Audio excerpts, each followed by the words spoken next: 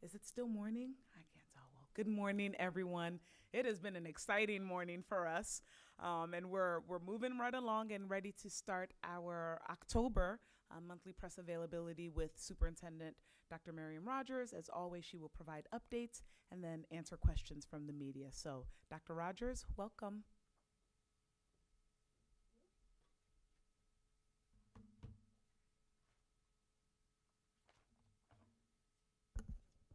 So, good morning, and thank you for joining us for our October press conference.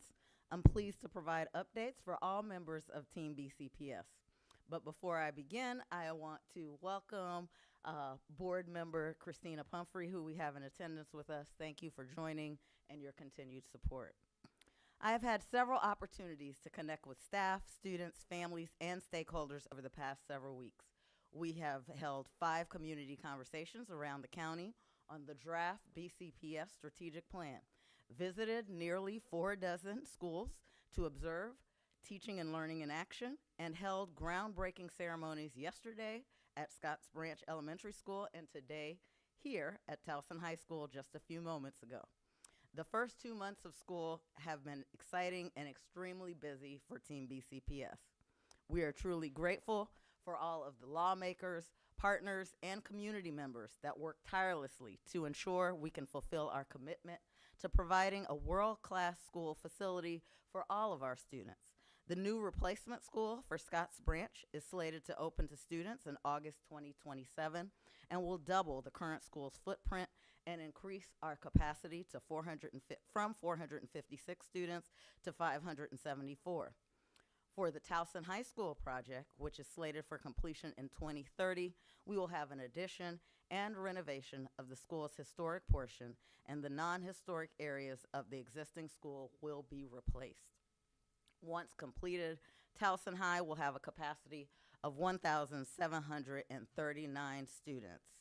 The Delaney High School groundbreaking ceremony will take place in November, and we look forward to opening these projects and many more state-of-the-art facilities for our students and staff in the years to come. The first marking period will end on October 31st. While we are confident that we will continue to see positive trends with key academic data because our students and staff are committed and doing the needed work, it is important for me to remind and encourage our students to finish this marking period strong. For our students, this means continuing to attend school consistently, engaging in instruction, and reaching out to teachers and staff for help when needed. For our parents and caregivers, this means checking student progress and current levels of performance by reviewing the weekly attendance and grade reports that we send via email every Friday and connecting with your child's teachers, staff, and administrators when you need additional support. As a reminder, our Here For It initiative provides parents and educators with various tools and resources to promote and ensure good student attendance. Earlier this month, the Maryland State Department released data on the percentage of English language learner students who are on track to achieve English language proficiency. I am pleased to inform you that BCPS had one of the highest one-year increases in English language proficiency across similarly sized school systems in Maryland. Multilingual learners are our fastest growing population in Baltimore County Public Schools. Our BCPS rate of improvement in English language proficiency exceeded the state's rate of improvement. Of the nearly 13,000 students who took the Access for ELL's test in 23, 24, and 24, 25, almost 72% of them increased their proficiency from the previous year. While most students increased proficiency levels across all grade bands, elementary, middle, and high, elementary students reported increase at the highest rate, 83.7%. We are pleased with the progress that our students are making on this important assessment and remain committed to advancing academic progress for all members of Team BCPS. For the FY27 operating budget, student learning and achievement will remain our top priority and will guide our proposed investments. We encourage members of our community to be a part of this critical process. Opportunities to be actively involved include completing an operating budget survey that was sent to Team BCPS last week and closes next Friday, October 31st. We will hold 5 community conversations on the operating budget. The first one will take place on Thursday, November 6th at Vincent Farm Elementary School. We'll have Board of Education public hearings, area advisory council meetings on the budget, and we will update our Budget 101 website that provides information, provides an overview of what's in the BCPS operating budget. This will be another difficult budget cycle for our system and other school systems across the state, with the continued expansion and implementation of the blueprint and probable lower federal, state, and local revenue. For this reason, we will prioritize ensuring that our communities understand the differences between the operating and capital budget processes, know how our funding is spent and accounted for, and understand how different roles across the school system directly impact the experiences of our students. As we did with the last 2 budget cycles, we will ensure that we give extra scrutiny to all budget submissions to help identify potential savings that can be redirected to offset potential shortfalls. I also want to recognize Board Member Emery Young, who is here with us this morning. And at this point, I'll turn it back over to Ms. Onijala for questions.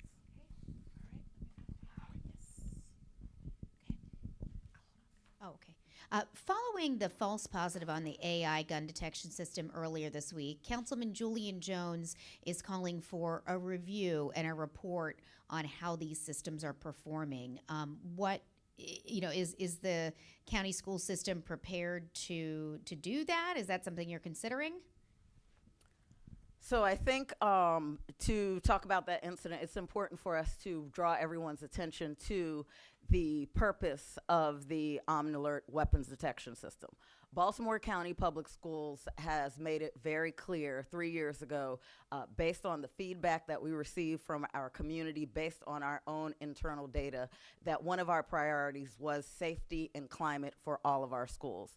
We also knew that we had to leverage a layered approach to safety and security, and technology is one part of that layered approach. The way that the system works, and it has been in place fully operational in all of our schools from 23-24, is that when certain elements are present, the AI is overlaid on our existing camera systems, internal and external to the building. When certain elements are present, an alert is sent. When that alert is sent, it means that it requires further inspection and there needs to be validation from a human. In this case, an alert was sent. There was a response within a minute from the Office of Safe Schools as well as the Office of Safety and Security, indicating that it was canceled, meaning there was not reason for alarm. Typically, that happens, it's verified, and then, the normal operations continue. As was shared in the community letter, subsequent to the cancellation, there was a conversation between the principal and the SRO. The SRO then moved forward with contacting police, and police reported to the school. It's truly unfortunate. We never want any student, whether it's during school hours or not, to be in a situation that is frightening, but it is important for us to get back to and remind everyone, the purpose of the system. The purpose of the system is to keep all of our schools safe, to keep all of our students safe. And what we learned in our analysis of horrific incidents that have happened across the country is many times those seconds right during an incident or right after an incident are critical, and many people either froze and didn't have that access, that communication with emergency response personnel, or they assumed someone else was calling 911. In those critical moments, meant something. It was a difference in terms of our ability to keep students and staff members safe. And so, to your point about reviewing and making sure that we are analyzing the situation, that is a part of our regular practice, that we always look at all of our processes. We look and ask questions about what happened in that moment, but it's important to remind everyone that the program is based on human verification, and in this case, the program did what it was supposed to do, which was to signal an alert and for humans to take a look to find out if there was cause for concern in that moment. Would you consider releasing some of the history, how many times it's had false positives, that kind of thing, to the public? So I guess there's a difference of opinion in terms of false positives. What the system is supposed to do is, if there are certain characteristics, send an alert for staff, for humans to actually look at and identify whether it is indeed a concern or it is not. It is for that very reason in 23-24 when we released it, I partnered with now Congressman Olszewski, former county executive, and our chief of police, and we sent notification to all 800,000 plus residents of Baltimore County to let them know that the system was operational 24/7, not to bring, play, weapons, water guns, and all these things of that moment, because they would be picked up by the system, because the system is AI and it's looking for certain elements, and then humans have to verify them. Hi, just a quick follow-up. When it comes to the Kenwood incident, I believe you just said you would review the practices you all have in place, but will BCPS consider changing protocols on the human side when it comes to OmniAlert?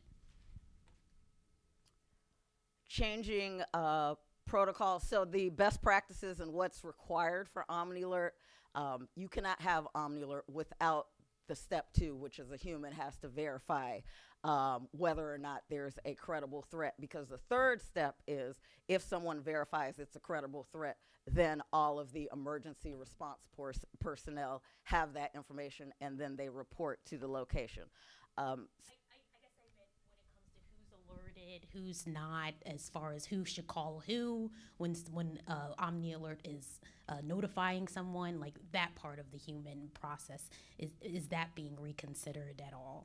So we have a very clear process of who should call who in BCPS, but anytime there's an incident, it's just appropriate to always take a look at everything, make sure that everyone is remembers what is already in existence, and we also have internally just a variety of people that can be called if there's an emergency. As you know, we have a very strong relationship and partnership with our police department. We communicate 24/7. They make themselves available. We have a safety and security department. There are safety managers assigned to specific schools. There's a executive director who is responsible for all of the schools, and then we have the supervisors for schools. So there's a variety of people, and that being said, we still take a look at all of our processes on a regular basis, see if there's an opportunity to make sure that everybody is clear on the reminders and practice and things of that nature. You're welcome. Just another question about Kenwood. What exactly went on, between the principal and the SRO? What issues were they identifying that they needed, to contact local police? That's something I wouldn't be able to speak to.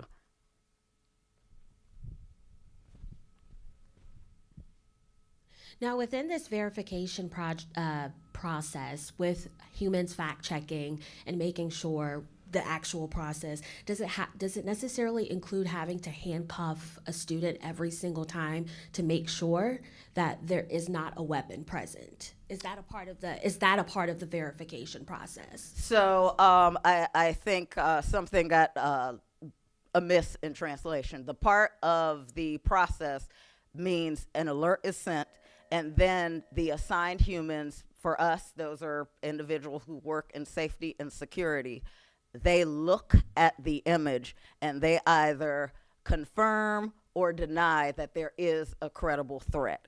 That is our verification process. If they deny, if they indicate, in this case, cancel, there's not a confirmed threat, then step 3 of the system, which tells police, EMS, et cetera, to go to a school. That doesn't happen. If, heaven forbid, there was a verified threat of a weapon and the person reviewed it, safety and security, and they said, yes, this is an emergency, immediately the system would then deploy police and emergency personnel to the system. That is not what happened to in this case.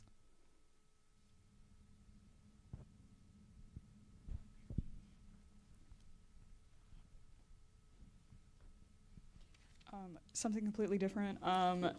So on August 1st, Maryland Public Schools were required to start giving free menstrual hygiene products.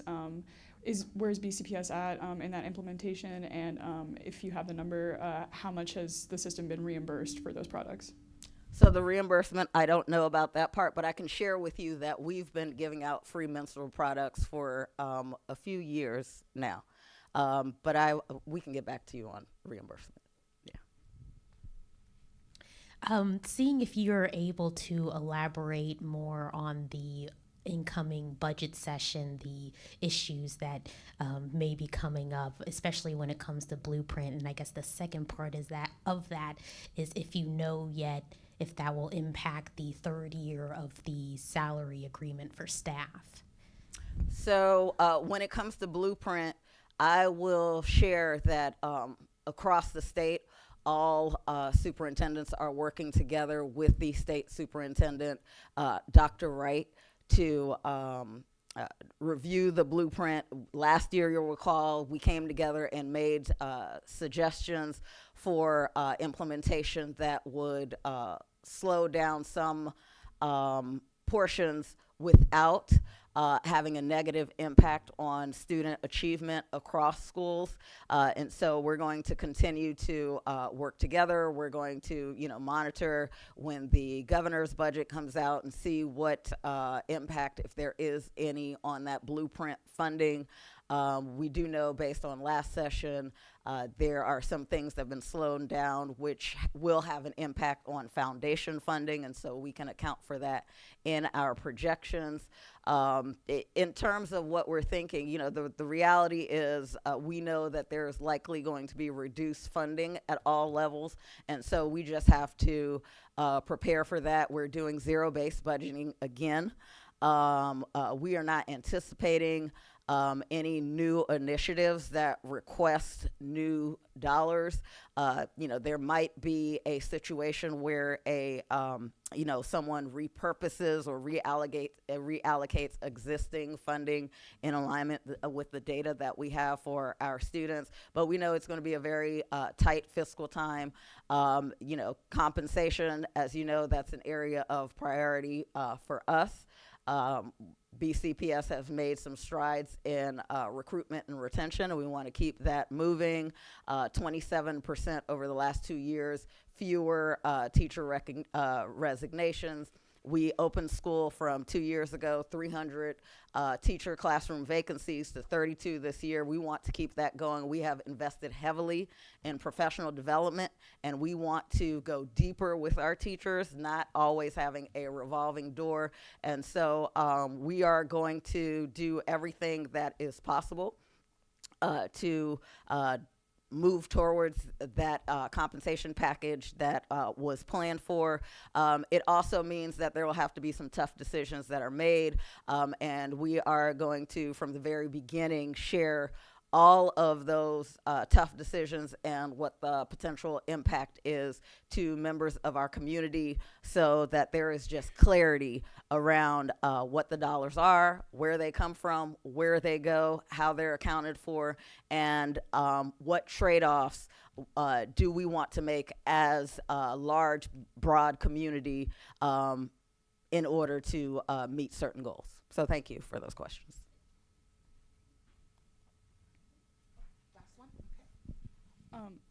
Being that it is going to be a tight budget season, as you have a lot of goals about, academic achievement and, the 4 priority areas, do you anticipate any setbacks or delays in terms of those outcomes that you're looking for, given the tough financial situation? I am hopeful that we will not have any setbacks or delays, because we are here for the students. And we have well over 100,000 of them, and each one of them, no matter what year it is that they're a member of Team BCPS, they only get that one shot to be a first grader, a third grader, an 11th grader, 12th grader. And what it is that they're supposed to learn during that year, that cannot suffer. For the first time in a long time, we now have 2 years where external data points are pointing in the right direction for all groups of students, and we need to keep that momentum going, because this is what we exist for, to make sure that our students are learning, all students at high levels. So thank you. Thank you, Dr. Rogers, and thank you all for your time. We'll see you next month. Drive safely.